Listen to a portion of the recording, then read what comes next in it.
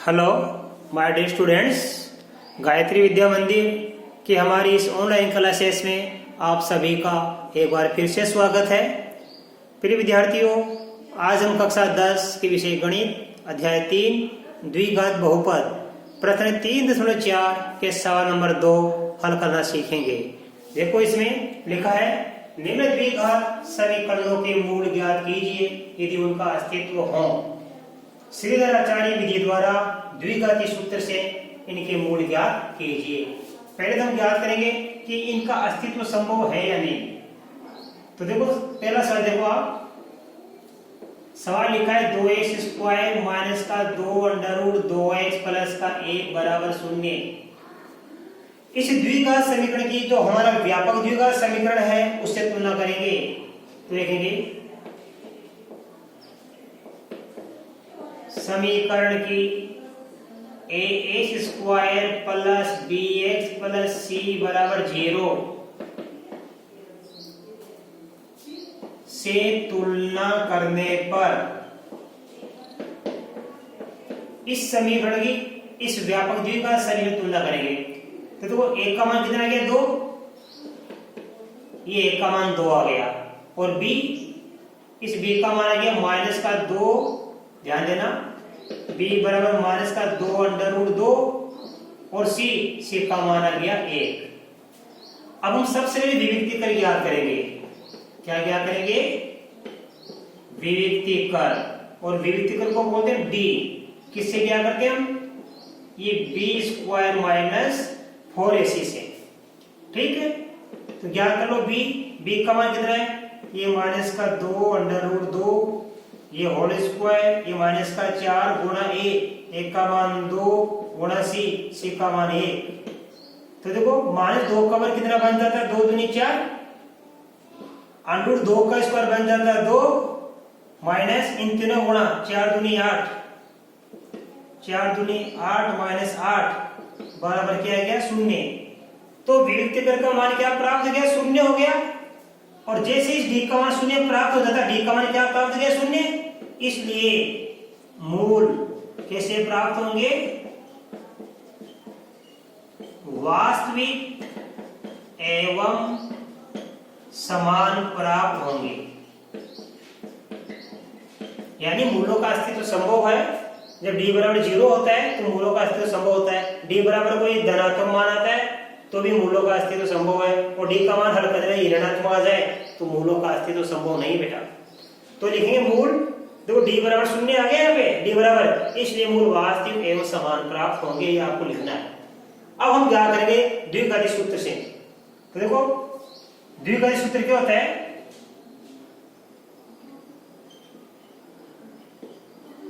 द्विघाती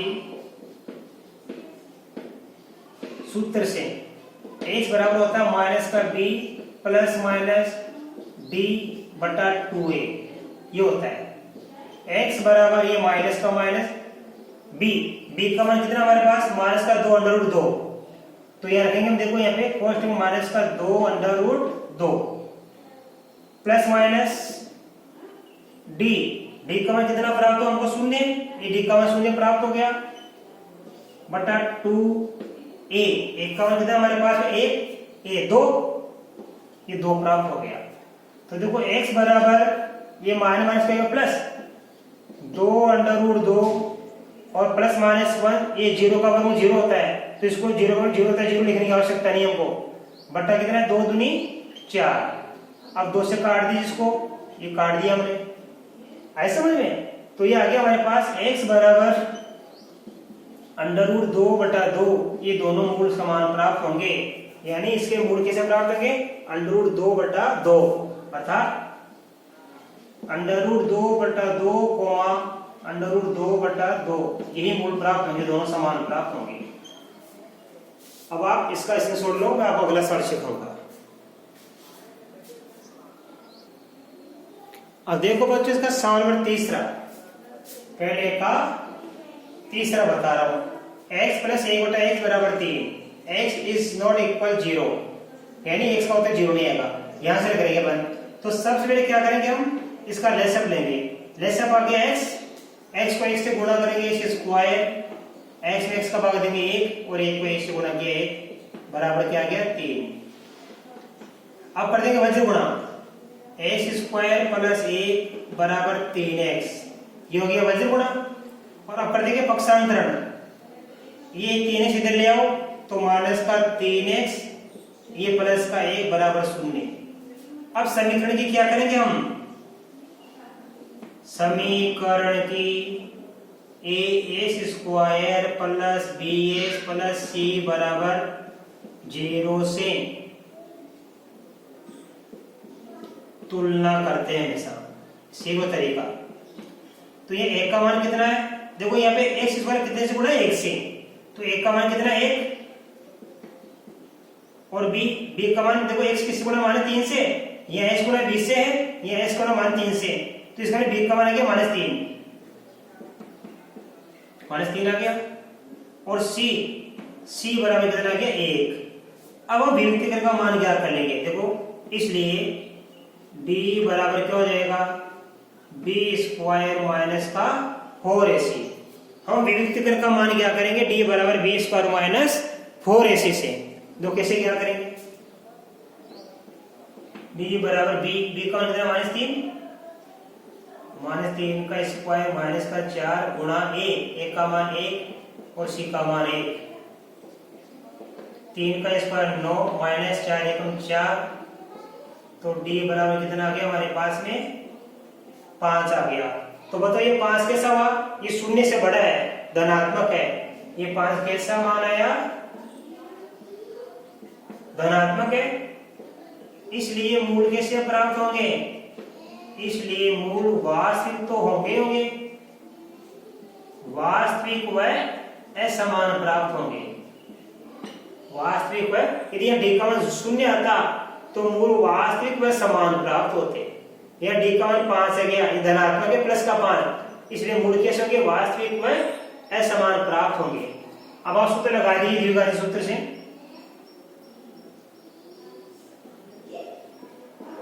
द्विघाती सूत्र से x बराबर माइनस का b प्लस माइनस √d/2a, ये सूत्र होता है। देखो माइनस का माइनस, ये x का मान क्या करना सिखा रहा हूं, x बराबर माइनस का माइनस आ गया b का मान कितना -3, तो -3 रख दो कोष्टक में, √d का मान कितना है यहाँ पे, तो d का मान कितना 5 रख दीजिए, बटा 2 गुणा a, 1 का मान कितना 1, तो देखिए आप x बराबर आ जाएगा माइनस प्लस 3 प्लस माइनस √5 बटा 2 एकम 2। अब एक बार तो क्या लेंगे, ये प्लस का √5 लेंगे, एक बार माइनस का, एक बार धनात्मक लेंगे और एक बार ऋणात्मक, तो देखो दो उत्तर आ जाएंगे। x बराबर एक बार तो 3 प्लस √5 बटा 2, और दूसरी बार में क्या लेंगे ऋणात्मक, ये x बराबर 3 तो वैसे रहेगा, ये प्लस का यहाँ पे प्लस का, ये √5 एक बार प्लस का लेंगे, एक बार माइनस का, प्लस का ले लिया मैंने, अब माइनस का √5 बटा 2, तो ये दो आंसर आ गए, ये दोनों अलग अलग उत्तर आ गए आपको, है ना। इस प्रकार हम सवाल को हल करेंगे। अब आप इसका स्क्रीनशॉट लो, मैं आपको बच्चों इसके बाद सवाल नंबर इसका 5वां सिखाऊंगा।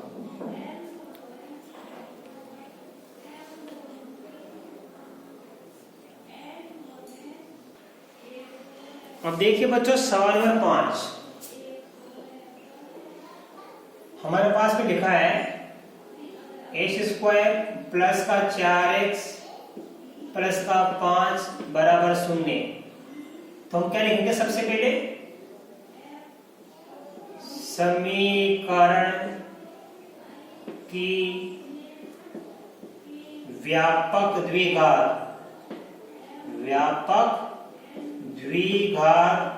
समीकरण ax² plus bx plus c बराबर 0 से तुलना करने पर, इतना बड़ा नहीं लिखो तो आपके इधर देना, समीकरण की ax² plus bx plus c बराबर 0 से तुलना करने पर और ये पूरा लिखो तो अच्छा रहेगा, व्यापक द्विघात समीकरण। ये हमारा क्या है, व्यापक द्विघात समीकरण। इसी पर तो सवाल बनते हैं, ये सभी सवाल जो बनते हैं इसी पर बनते हैं, इसी रूप में बनते हैं। तो समीकरण की व्यापक द्विघात समीकरण a² + bx + c = 0 से तुलना करने पर, अब देखो यहाँ पे a² का गुणा ऐसे हो रहा है और ये x² गुणा 1 से हो रहा है, इसमें एक का मान कितना आ गया 1, a बराबर 1 हो गया। ये x गुणा 20 से हो रहा है, x गुणा 4 से हो रहा है, तो b का मान कितना आ गया 4 और c का मान आ गया 5। अब हम विविक्ति कर ज्ञात करेंगे बच्चों, विविक्ति कर ज्ञात करेंगे। विविक्ति को बोलते हैं d, किससे क्या करेंगे बच्चों, b² - 4ac से। b का मान 4 है, ये 4 का वर्ग, ये -4, फिर a, 1 का मान कितना हमारा 1 और c का मान कितना है 5। तो d बराबर देखो 4 का वर्ग बन जाता 16, माइनस का माइनस, इन तीनों गुणा करेंगे 5 × 1 = 5, 5 × 20, 5 × 20 हो गए। अब देखिए आप d बराबर 16 - 20, तो ये माइनस का और ये प्लस का है, तो इनको मिलाने पर माइनस के 4 बच जाएंगे, तो d बराबर -4 आ गया। तो लिखेंगे हम यहाँ पे, यहां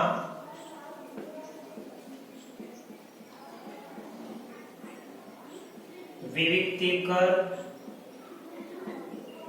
का मान, ये विविक्तिकर का मान कितना है -4, तो यहां विविक्तिकर का मान ऋणात्मक है।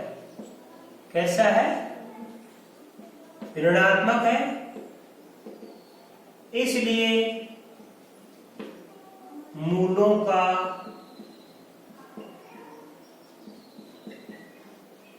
अस्तित्व संभव नहीं है। हमारा सवाल लिखा है कि मूल ज्ञात कीजिए यदि उनका अस्तित्व हो। हम ये जो विविक्तिकर का मान ज्ञात करते नहीं है, ये विविक्तिकर का मान इसीलिए ज्ञात करते हैं कि हमको मालूम पड़ जाता है कि मूलों का अस्तित्व संभव है या नहीं। यदि हमारे पास देखो 3 मान होते हैं, d बराबर 0 आ सकता है, d आपका आ सकता है 0 से बड़ा और d आ सकता है 0 से छोटा, यानी इसका मतलब ये प्लस, इसका मतलब माइनस।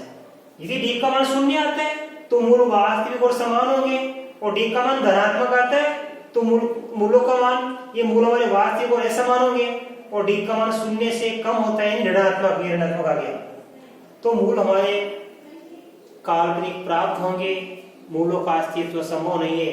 इस कंडीशन में मूलों का अस्तित्व संभव नहीं है, इन दोनों कंडीशन में अस्तित्व संभव है, राइट।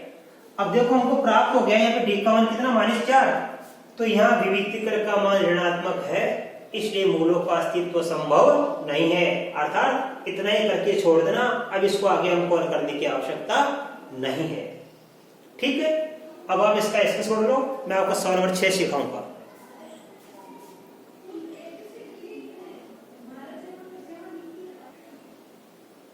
अब देखिए बच्चों, इसका सवाल नंबर 6, ये छठा बता रहा हूं मैं आपको, बड़े अच्छा सवाल है। 1/x माइनस का 1/x माइनस का 2 बराबर में लिखा है 3, और आगे लिखा हमारे पास में x इज नॉट इक्वल 0, 2, यानी x का मान इनमें से नहीं आएगा। तो पहले अपन इसको लगाएंगे, देखो इनका लेसर लेंगे, ये दोनों संख्या समान होती है तो मैं एक बार लिखता, समान नहीं है तो आप दोनों लिख दो, x गुणा x - 2, ये दोनों संख्या लिख दी हमने। अब इसमें लेसर में भाग देंगे x का, तो इसमें हम x का भाग देंगे तो x - 2 बच जाएगा, और x - 2 का x से गुणा करने पर आता है x - 2। अब देखो इस लेसर में पूरे में हम x - 2 का भाग देंगे तो x - 2 कट जाएगा, इस पूरे में x - 2 का भाग देंगे तो x - 2 कट जाएगा, क्या बच जाएगा x को -1 से गुणा करेंगे तो माइनस का x बराबर कितना है 3 बटा कुछ नहीं है तो बटा 1 कर सकता हूं। अब देखो बच्चों इसको आगे करेंगे हम, ये -1 से ये आपका प्लस का x कट गया, ये माइनस का x, ये प्लस का x, तो ये क्या बच गया -2, ये -2 बच गया। अब x - 2 का गुणा और x से तो आप x को x से गुणा करो, x को x से गुणा करने पर आता है x स्क्वायर, और x को -2 से गुणा करेंगे, x को -2 से गुणा करें माइनस का 2x बराबर 3/1। अब हम इसको कर देंगे वज्र गुणा। क्या कर देंगे बच्चों? वज्र गुणा कर देंगे, अर्थात इन दोनों का गुणा 3 से होगा और -2 का गुणा 1 से होगा। तो कर दीजिए आप 3 गुणा x स्क्वायर माइनस का 2x, फिर बराबर का चिन्ह माइनस का 2 गुणा 1।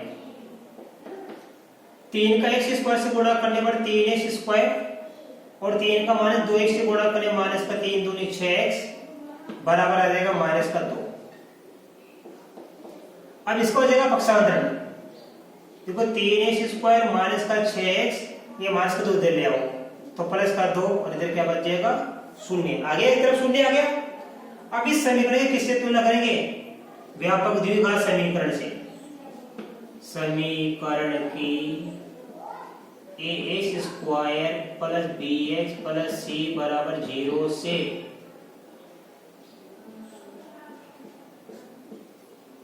तुलना करने पर इस समीकरण की अपन इस व्यापक द्विघात समीकरण से क्या करेंगे बच्चों?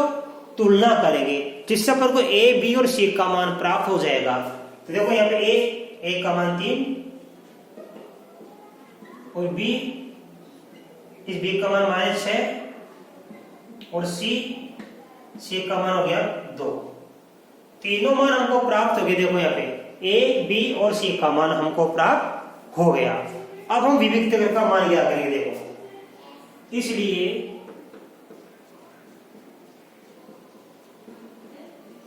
विविक्ति कर d बराबर b स्क्वायर माइनस 4ac। हम विविक्त कर d का मान क्या करेंगे? अब b स्क्वायर माइनस 4ac से। तो देखो कैसे क्या करेंगे, मैं यहाँ बता देता हूँ आपको, बाकी का यहाँ बता रहा हूँ। d बराबर देखो b का मान कितना -6, तो -6 का वर्ग माइनस का 4 गुणा a का मान कितना 3 गुणा c का मान कितना 2। तो d बराबर देखो 6 का स्क्वायर कितना होता है 36 माइनस 4 3 12 12 दूना 24। तो d बराबर कितना प्राप्त हो गया? 36 से 24 गए कितना बचता 12। तो d बराबर हमको क्या प्राप्त हो गया? 12। ये धनात्मक है, ये 12 कैसा मान है? धनात्मक मान है। ठीक है। और हमने आपको बताया कि जब d का मान धनात्मक हो तो मूल वास्तविक व असमान प्राप्त होंगे। इसलिए मूल वास्तविक व असमान प्राप्त होंगे। राइट। अब हम द्विघाती सूत्र से ज्ञात करेंगे। देखो मूलों का मान, ये सूत्र लगा रखा है x बराबर ये माइनस का माइनस b, और b का मान देखो कितना हमारे पास है -6। तो इस b का मान रखेंगे माइनस का 6 प्लस माइनस √d, और d का मान कितना प्राप्त हुआ 12। या रख दीजिए 12 बटा 2 गुणा a का मान हमारे पास कितना प्राप्त हुआ 3। या रख दीजिए आप 3। इसको आगे कर दीजिए आप, चाहे तो यहीं कर दो, ये x, ये माइनस हो जाएगा प्लस का 6 प्लस माइनस, अब देखो 12 का वर्गमूल ज्ञात करेंगे हम। 2 का भाग दिया 6, 2 का भाग दिया 3, इसका करेंगे भाज्य घनखंड, और 3 का भाग दिया है 1। ये 2 का जोड़ा बन गया, इस 3 का बना नहीं, 3 तो वर्गमूल के अंदर रहेगा, तो उत्तर आ गया 2 वर्गमूल 3। 2 वर्गमूल 3, 12 का वर्गमूल होता है 2 वर्गमूल 3, और नीचे 3 दूनी कितना आ गया 6। नीचे 3 दूनी कितना प्राप्त हो गया बच्चों? 6 प्राप्त हो गया। अब देखो इसमें इसका कॉमन निकलेगा 2 को बाहर निकाल रहा हूं, 2 का भाग 6 में देंगे 3 आएगा, फिर प्लस माइनस, अब इस 2 का भाग इसमें देंगे हम, तो 2 से 2 कट जाएगा, √3 बच जाएगा, बट्टा में 6, ये 6 का 6। अब 2 को इससे काट देंगे, ये गया 3 बार, तो हमारे पास x बराबर बच गया 3 प्लस √3 बट्टा कितना है 3। एक बार तो प्लस का लिखेंगे √3, एक बार माइनस का, तो 3 प्लस अंडर 3 बटा 3, और दूसरा क्या बच गया, देखो इस तरह फिर बच जाएगा 3, एक बार 3 प्लस अंडर 3 लिखा मैंने, एक बार 3 माइनस अंडर 3 लिखना बटा 3, ये दो हमको मूल प्राप्त हो गए। x का मान हो गया 3 प्लस अंडर 3 बटा 3, ये रहा। दूसरा मान हो गया ये इसका 3 माइनस अंडर 3 बटा 3, एक बार 3 प्लस अंडर 3 बटा 3, ये रहा, एक बार 3 माइनस अंडर 3 बटा 3, ये हमारा प्राप्त हो गया। तो बच्चों ये द्विघाती सूत्र से आपको ये समीकरण हल करना आना चाहिए। बोर्ड की परीक्षा में 3 नंबर का सवाल पक्का आएगा 100%। इस विधि से आप प्रैक्टिस करना, और मैं आशा कर सकता हूं कि आज बताए गए आपको ये सारे सवाल अच्छी तरह समझ में आए होंगे। और बच्चों इसका मैंने देखो सवाल में 2 छोड़ दिया, दूसरा छोड़ दिया और चौथा, इसके दूसरा और चौथा आप स्वयं करना, प्रैक्टिस के लिए छोड़ा मैंने, ये दूसरा चौथा आप स्वयं करना। अब इसके आगे के सवाल में कल के वीडियो में सिखाऊंगा। तब तक के लिए बहुत बहुत धन्यवाद।